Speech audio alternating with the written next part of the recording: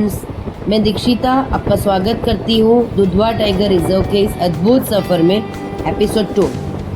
Part 1 में आपने देखा था गब्बर का रोमांच। तो चलिए शुरू करते हैं इस सफ़र का अगला अध्याय। सुबह के ठीक 6:30 बजे हमारी सफारी शुरू हुई। जंगल बिल्कुल शांत था, हवा में हल्की नमी और ठंडी सुबह का एहसास। हर तरफ प्रकृति की एक अलग ही खूबसूरती थी। आज हमारा मकसद टाइगर ढूंढना नहीं था, हम बस जंगल को महसूस करना चाहते थे। हमारे ड्राइवर दीपक जी और गाइड अब्दुल जी का अनोखा तालमेल था और शायद किस्मत भी हमारे साथ थी, क्योंकि अचानक से फिर हमारे सामने गब्बर का दीदार हो गया। इस बार हमारा लक इतना स्ट्रॉन्ग था कि गब्बर हमें बिल्कुल हेड ऑन दिखाई दे रहा था।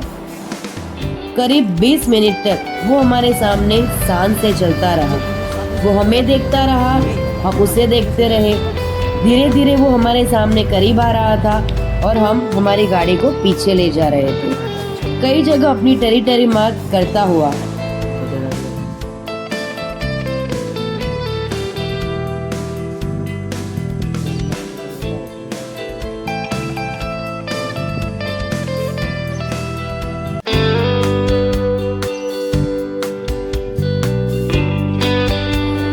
जैसे जैसे टाइगर आगे बढ़ रहा था, वैसे वैसे वो पीछे अपनी प्रेजेंस को छोड़ रहा था और धीरे से जंगल की गहराइयों में खो गया।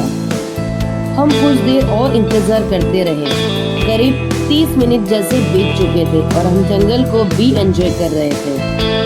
फिर हमारे गाइड ने दूसरी लोकेशन की तरफ बढ़ने का फैसला लिया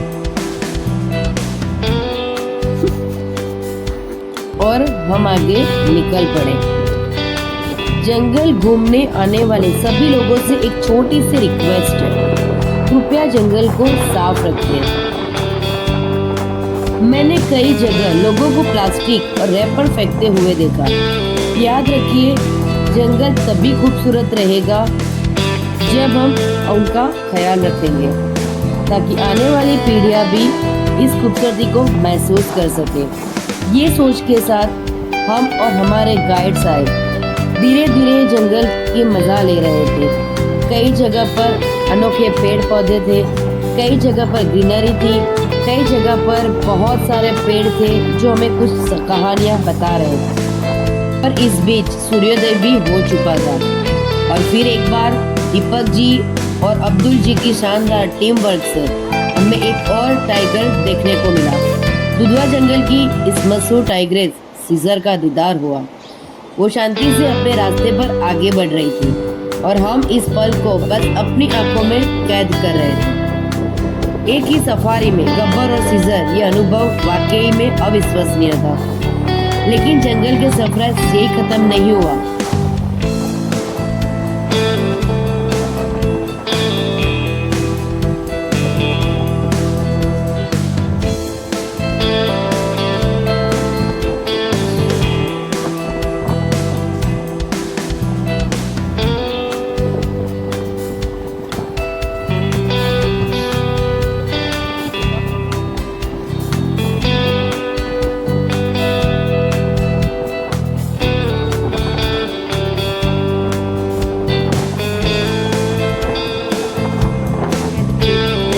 अचानक गाइड की नजर पड़ी दो राइनो की मस्ती में बड़े खाना खाते हुए स्थलीय जानवरों में से एक है।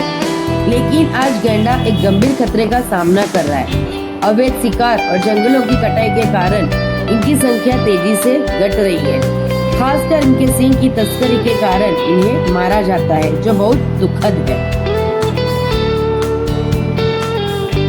गैंडे की आबादी कम होने के कारण उनको फेंसिंग के अंदर रखा जाता है और आबादी बढ़ने के बाद उनको जंगल में छोड़ दिया जाता है। थोड़ा आगे बढ़े तो नदी के किनारे एक मगरमच्छ धूप सेकते हुए नजर आया। वो जैसे सूरज दादा को अपनी ओर बुला रहा था। चारों तरफ खामोशी और प्रकृति का असली रूप। धीरे धीरे हमारी सफारी अपने अंत की ओर बढ़ने लगी। दिल में ढेर सारी यादें और चेहरे पर एक मुस्कान के साथ हमने इस खूबसूरत जंगल को अलविदा कहा।